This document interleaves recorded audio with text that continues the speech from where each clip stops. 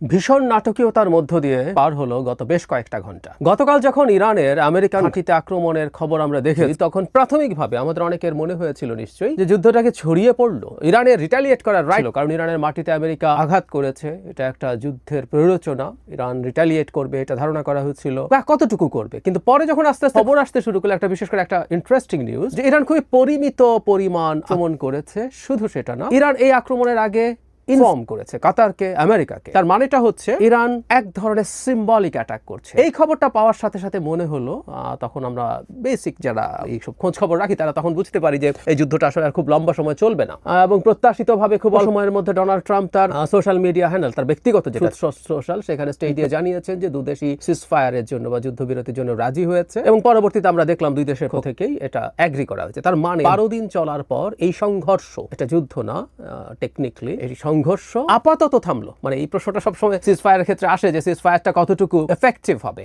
মানে সবচেয়ে বড় ব্যাপার, ইসরায়েলের সিজফায়ার না মানার দীর্ঘ ইতিহাস আছে, কিন্তু এবার ইসরায়েল সম্ভবত ceasefire at least for time being মোটামুটি একটা লম্বা সময়ের জন্য মানবে। আমরা একটু এবার হিসাব নিকেশ করি, মানে হিসাব নিকেশ সবাই করছে, সারা পৃথিবীতেই হচ্ছে, আমাদের দেশের হিসাবটা খুবই সিরিয়াসলি দেখা হচ্ছে। এই পর্যায়ে যেখানে আমরা দাঁড়িয়ে আছি, কে হারলো কে জিতলো, তিনটা শক্তি এখানে ইনভলভ। প্রথম ইসরায়েল, ইরান, পরে আমেরিকা ইনভলভ হলো, এবং আমেরিকা নিজে আক্রমণ করার মাধ্যমে এই সংঘর্ষে একটা পক্ষ হিসাবে নিজেকে হাজির করলো। তাদের মধ্যে কার কি অবস্থা সেই হিসাব নিকেশ করা দরকার আছে। আমরা একটু যদি করি, এমনি আগে একটা কথা আমি বলেছি বহুবার, কিছুদিন আগে একটা টিভি চ্যানেলে টক শোতে স্পেসিফিক্যালি জিজ্ঞেস করা হলো যে যুদ্ধ কতদিন চলবে, আর সেখানে জবাব দিয়েছিলাম যে যুদ্ধ বেশি দিন চলবে না, যুদ্ধ বেশি দিন সম্ভব না। আমি আমার ভিডিওতেও, যারা নিয়ম দেখেন তারা জানেন, সেটা হচ্ছে মিসাইলের পাল্লায়, মিড রেঞ্জ মিসাইলের পাল্লায় থাকা দুটো দেশ ইতিহাসে এই প্রথমবারের মতো এই ধরনের যুদ্ধ করছে। এই ধরনের যুদ্ধ করার জন্য যে প্রয়োজনীয় অস্ত্র, মানে ইসরায়েল তার ফাইটার নিয়ে যাচ্ছে ক্রমাগত, সেখানে বমিং করে আসছে, ইরান তার বিভিন্ন মিসাইল, ড্রোন, ক্রুজ এবং ব্যালিস্টিক মিসাইল এসব দিয়ে হিট করছে, কোনোটার ক্ষেত্রে অনেক বেশি তাদের আছে তা না। দুটো দেশের বর্ডার ছাড়া খুব লম্বা সময়ের যুদ্ধ হওয়া, বিশেষ করে ডিস্টেন্সও এত বেশি। ইরানের আরো কাছাকাছি রেঞ্জের দেশ যদি হতো, টেকনিক্যালি যদি কাতারেতে এগুলো হতো, সেগুলো আরো বেশি হতে পারতো, কারণ সেখানে শর্ট রেঞ্জের মিসাইল দিয়ে সে অ্যাটাক করতে পারতো, টেকনিক্যালি বলছি। সো এই যুদ্ধটা আসলে খুব লম্বা সময় চলাও সম্ভব ছিল না, কারো দিক থেকেই সম্ভব ছিল না। কারণ ইসরায়েল হয়তো তার ইরানকে বমিং করানো তার যথেষ্ট পরিমাণ সাপোর্ট, কারণ ইসরায়েলের বমিংগুলো ইজি ছিল। ইরানের এয়ার ডিফেন্স সিস্টেম বলতে আসলে আদতে আমরা কিছু অন্তত ব্যবহৃত হতে দেখিনি। তাদের S-300 সম্ভবত আছে, রাশিয়ান প্রযুক্তি টপ, মানে তাদের যেটা টপ, রাশিয়া এখন অ্যাডভান্স 400 ইউজ করে, 500 S-500ও একটা আনছে। যাই হোক, অন্তত ইসরায়েলের ফাইটারগুলোকে বিপদে পড়তে দেখিনি। ফলে ইরানে বমিং করার জন্য সহজ ছিল, কিন্তু ইসরায়েলের বিপদ ছিল অন্য জায়গায়। সে যে ইরানিয়ান মিসাইল ইন্টারসেপ্ট করে, তার যে এয়ার ডিফেন্স সিস্টেম, তার মিসাইলের শর্টেজ শুরু হয়েছিল। ফলে ইরান ইসরায়েলকে অনেক বেশি হিট করতে পারছিল পার্সেন্টেজ হিসাবে, ইসরায়েলের জন্য প্রবলেম। সো এই যুদ্ধটা খুব বেশি সময় চলার কথা ছিল না। এখন যেটা দাঁড়ালো যে আমেরিকা ইরানের 3টা যে নিউক্লিয়ার স্থাপনা আছে, 3টাতেই আক্রমণ করেছে। বিশেষ করে ফোর্ড নিয়ে অনেক আলোচনা হয়েছে, এবং দাবি করা, আমেরিকা তার জায়গা থেকে দাবি করছে যে ফোর্ডোতে তারা অনেক সাকসেস পেয়েছে, তার এই জায়গা সবকিছু ধ্বংস পেয়েছে, নিউক্লিয়ার প্রোগ্রাম বাতিল হয়ে গেছে। খুবই সন্দেহ করার স্কোপ আছে, কারণ ওখানে রেডিয়েশন বাড়ে নাই সহ আমরা এটুকু বলতে পারি যে এই জিনিসগুলো মানে ইরান বসে বসে রেখে দেবে এমন কথা না। এমনকি এরকম নিউজও দেখেছি যে স্যাটেলাইট ইমেজ দেখিয়েছে যে কিছুদিন আগে লম্বা রাকেশ সারি ছিল ফোর্ডোর বাইরে, তারা অনেক কিছু সরিয়ে নিয়েছেন এটা বলা যায়। এবং আমি ধারণা ব্যক্তিগতভাবে ইরানের নিউক্লিয়ার প্রোগ্রাম খুব বেশি পেছায়নি, তার সেন্ট্রিফিউজ না নিতে পারো, কিন্তু তার যে 4 কিলোগ্রাম মাত্র, এটা মাত্র ওজনে দিকে যদি এটা অনেক কিছু, কারণ 400 কিলোগ্রাম দিয়ে 8টা বোমা বানিয়ে ফেলা যাবে যদি এনরিচ করা শেষ হয়, সেটা নিশ্চয়ই এত বড় ওজন না যেটা সরানো যাবে। ইরান বহু আগে এটা সরিয়ে ফেলেছে। তাহলে সর্বোচ্চ ইরানের যেটা হয়ে থাকতে পারে, তার সেন্ট্রিফিউজগুলো যদি গ্রস্ত হয়, যেটার মাধ্যমে ইউরেনিয়াম 235 এনরিচমেন্ট করা হয়, সেই এনরিচ করাটা হয়তো পিছিয়ে যাবে। তার বোমা তৈরি যদি থাকে সেটা খানিকটা পেছাবে, কিন্তু ম্যাস ক্ষতির সম্মুখীন তারা হয়েছে তা না, কারণ ইরান তো এগুলো কিনে আনে না। ইরান তো ডোমেস্টিক নলেজ দিয়ে এগুলো করেছে। নলেজ বোমা মেরে শেষ করা যায় না।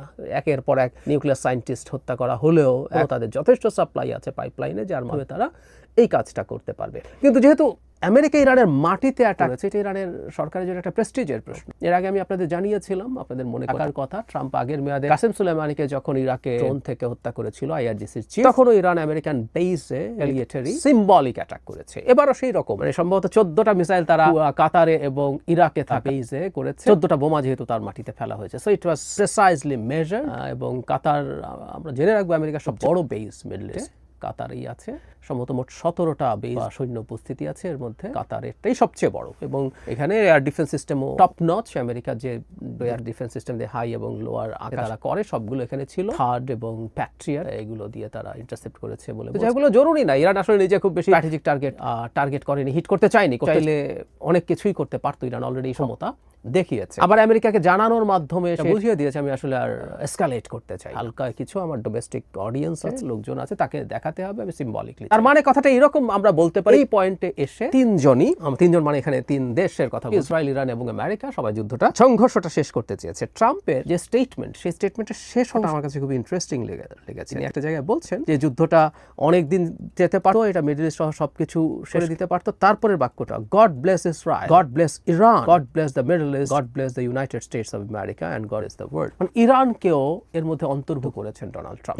আচ্ছা, এখন হার জিতের খানিকটা হিসাবে এইসব আসলে একটা যুদ্ধ আসলে এইখানেই শেষ হয়ে যায়নি। আমি মনে করি ইরানের সাথে সংঘর্ষ সামনে খুব বড় স্কেলে ফিরে যাচ্ছে। কিন্তু এই মুহূর্তে কি হয়েছে, ট্রাম্প তার ডিল মেক করতে পারেন সেটা উনি দেখালেন। ট্রাম্পের একটা বিরাট এক অর্থে বিজয় হয়েছে। ট্রাম্প তার মোটা জায়গায় সবকুল রক্ষা করতে পেরেছে। তিনি তার উপরে যে জায়নিস্ট লবি আছে, তার উপরে যে রাইটিস্টরা আছে তার দলে, সারা পৃথিবীর ইহুদি জনসংখ্যার বড় অংশের চাপ ছিল যে ইরানের এই নিউক্লিয়ার ওয়েপনের ক্ষেত্রে আমেরিকা সরাসরি পার্টিসিপেট করে। সো তিনি সেটা করলেন। সেটা করার ফলে তার লাভ হলো যে তিনি ওদের চাপকে বেরিয়ে আসতে পারেন। তিনি আফটার অল একজন রাইটিস্ট মানুষ। আবার তিনি যুদ্ধ ছড়াতে দিতেন না, তিনি যুদ্ধ করবেন না, এইরকম একটা ইমেজ তিনি নিজের জন্য তৈরি করেছেন। তিনি তার প্রথম থেকেই ক্যাম্পেইনের ক্ষেত্রে এই কাজ সবসময় করার চেষ্টা করেছেন। সাম্প্রতিক সময় রাশিয়া ইউক্রেন নিয়ে খুব একটা সফল হননি। তিনি বারবার বলতেন তিনি আসলে 24 ঘন্টার মধ্যে বন্ধ করতে পারবেন। সো শেষ পর্যন্ত এই যুদ্ধটা উনি বন্ধ করেছেন। এবং একমাত্র না, কিছুদিন আগে ভারত পাকিস্তান যখন পরস্পরের বিরুদ্ধে সংঘর্ষে লিপ্ত হয়, তখনও তিনি ডিল মেকার ছিলেন। চাপ দিয়ে এই দুটো দেশকে যুদ্ধ বন্ধ করাতে ছিল। এখানেও যখন এটা হয়েছে, এটা একটা বড় সাফল্য ট্রাম্পের, এটা বলতে হবে, সত্যিই বলতে হবে। নাম্বার 2 হচ্ছে ইসরায়েলের কি অবস্থা, ইরানের। আমি মনে করি ফর দ্য টাইম বিং তুলনামূলকভাবে বেশ ক্ষতিগ্রস্ত হয়েছে ইসরায়েলের কিছু সাফল্য আছে। আমেরিকাকে এখানে আনতে চেয়েছিল, এই যুদ্ধের পার্ট করতে চেয়েছিল, সংঘর্ষের পার্ট করতে চেয়েছিল, খানিকটা পেরেছে। সেই কারণে মনে হতে পারে যে সে এটা হয়েছে। কিন্তু ইসরায়েলের ব্যর্থতা আমি বলবো সেটা হচ্ছে ইরান শেয়ানে যুদ্ধ করেছে। ইরানের ক্ষয়ক্ষতি বেশি হয়েছে, কোনো সন্দেহ নাই ইসরায়েলের তুলনায়। কিন্তু ইরান এতটুকু জবাব দিতে পারবে ইসরায়েলের লোকজন খুব প্রস্তুত ছিল না। এবং ইসরায়েলের লোকজনের যে ফিলিং অফ সিকিউরিটি ছিল, যে Tel Aviv is so fortified, এটা 3 স্তরের এয়ার ডিফেন্স দিয়ে এমন ভাবে এটার নিরাপত্তা নিশ্চিত করা হয়েছে যে কেউ এটাকে পেনিট অলমোস্ট করতে পারবে না। সেই পারসেপশন ভালোভাবেই ভেঙে গেছে। এটা ইসরায়েলিদের জন্য এবং লং টার্মে বা মিড টার্মেও নেতানিয়াহুর জন্য ক্ষতিকর হলো। নাম্বার 2, নেতানিয়াহু প্রকাশ্যে ঘোষণা করেছেন আসলে ইরানের রেজিম চেঞ্জ চান। একটা তো নিউক্লিয়ার যে প্রযুক্তি সেটা ধ্বংস করার কথা বলেছেন। এটা নিয়ে একটু মুখ রক্ষা করতে চাইলে পারেন গায়ের জোরে। তার আক্রমণে হয়নি, আমেরিকার GBU-57 দিয়ে যে অ্যাটাক করা হয়েছে, সেই বাংকার ব্লাস্টার বম্ব দিয়ে, হ্যাঁ ওটা হয়েছে। কিন্তু নেতানিয়াহু প্রকাশ্যে রেজিম চেঞ্জের আলাপ তুলেছেন। আমি আসলে ব্যক্তিগতভাবে বিশ্বাস করি এই আক্রমণের উদ্দেশ্য ছিল রেজিম চেঞ্জ করা। নিউক্লিয়ার স্থাপনা যে পরিমাণ ডেপথে ছিল থাকে, সেটা আসলে ইসরায়েলের সক্ষমতা ছিল না। এমনকি আমেরিকারই আছে না সেই আলাপ এখনো আছে এই যাবতীয় আক্রমণের পর। তো তাহলে তিনি তো রেজিম চেঞ্জ পারেননি, পাল্টা তিনি এটা বাস্তব করে তুললেন। জনগণ দেখলো Israel is not that protected. So Israel, এই 3 জনের মধ্যে আমি মনে করি নেতানিয়াহু এবং ইসরায়েল তুলনামূলকভাবে খারাপ অবস্থানে আছে। একেবারে ডিজাস্টার হয়ে গেছে, পরাজিত হয়েছে এভাবে বলবো না, খারাপ অবস্থানে আছে। ইরান বেশ ভালো অবস্থানে আছে, সারপ্রাইজিং বেশ ভালো অবস্থানে আছে ফর দ্য টাইমিং। এই কথাটা বলতে হবে। আমি রাদার ভবিষ্যতে ইরানের জন্য ঝুঁকি তৈরি হয়েছে বলে মনে, কেন সেটা একটু পরে আসছে। ইরান যেভাবে ইসরায়েলকে জবাব দিয়েছে এবং যেভাবে ইসরায়েলের air defence, legendary air defence system হিসেবে পরিচিত, এটাকে ভেঙে বিভিন্ন জায়গায় হিট করতে পেরেছে। ইসরায়েলের প্রস্তুতির কারণে হতাহত বেশি হয়নি, কিন্তু ধ্বংস বহু ক্ষেত্রে ভালো ধ্বংস তারা চালাতেছে। তেল আভিভ, হাইফা, আরো কয়েকটা শহরে। এবং যে ছবি আমাদের সামনে, যে ছবি গাজায় দেখা যেত, যে ছবি সিরিয়ার আলেপ্পোতে দেখা গেছে, এই ধরনের কোনো জোন এরকম পরিণত করে পেরেছে।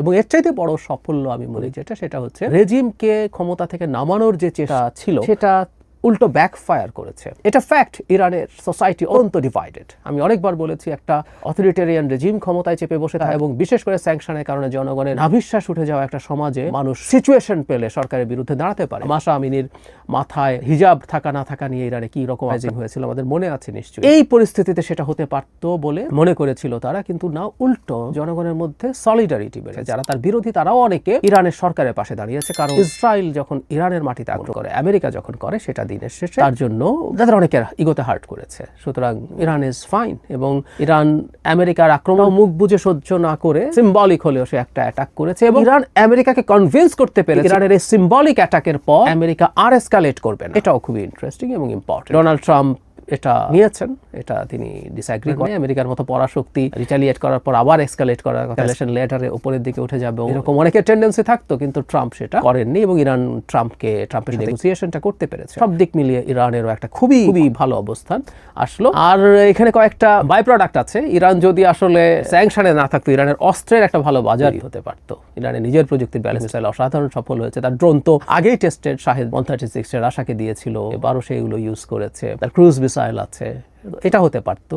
আরেকটা বড় লাভ হলো মধ্যপ্রাচ্যে বড় স্কেলে যখন এই সমস্যা তৈরি হলো, আমি মনে করি আমেরিকান অস্ত্র ব্যবসায়ীদের একটা বিরাট সুবিধা তৈরি হয়েছে। খেয়াল করুন আপনারা যে আমি আবারও বলছি, ইরানের একটা দিক আছে, শেষের দিকে আসবে। সেটা হচ্ছে ইরানের যে মিলিটারি বা মিসাইল ক্যাপাবিলিটি গেল, সেটা ইসরায়েলকে সে করতে পারলো। এখন মিডল ইস্টের অন্য দেশগুলো তার এই রেঞ্জ, ক্ষেপণাস্ত্র রেঞ্জের পাল্লায় সব দেশের প্রায় সবগুলোই আছে। এখন তারা ভয় পেতে শুরু করবে। তারা তাদের অ্যাটলিস্ট এয়ার ডিফেন্স সিস্টেম অনেক আপগ্রেড করবে। তারা ইরানের সাথে ফাইট করার জন্য শক্তি সঞ্চয় করবে, এবং ইসরায়েলের যে ফাইটারগুলো ভালো পারফর্ম করতে পেরেছে, ইসরায়েলের গুলো আমেরিকার F-35 লিডিং রোল প্লে করেছে, ওটার বিক্রি বাড়বে। আমেরিকার এয়ার ডিফেন্স সিস্টেম চাইবে, ফলে আমেরিকার মিসাইল চাইবে, ফলে দিনে সে অস্ত্র ব্যবসার একটা দুর্দান্ত মৌসুম সামনে আছে মিডল ইস্ট, এটা কোনো সন্দেহ নেই। ইরান নিয়ে যে কথাটা বলতে চাইছিলাম সেটা বলে শেষ। ইরান তার এত সক্ষমতা দেখানো, তার জন্য একটা ঝুঁকি হয়তো তৈরি। ইরান এত সক্ষম একটা ইরান, আমি নিউক্লিয়ার ক্যাপাবিলিটি সরিয়েও রাখি, তার কনভেনশনাল ওয়েপনে বিশেষ করে মিসাইল টেকনোলজিতে তার যে অবিশ্বাস্য এক্সপার্টিজ তৈরি হয়েছে, এই সক্ষমতার ইরানকে মাঠে থাকতে দেবে এইভাবে ইসরায়েল এবং আমেরিকা? এবং শুধু সেটা না,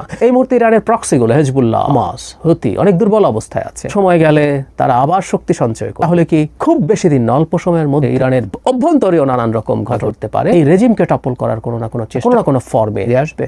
আমি মনে করি খুব বেশি দেরি হবে না।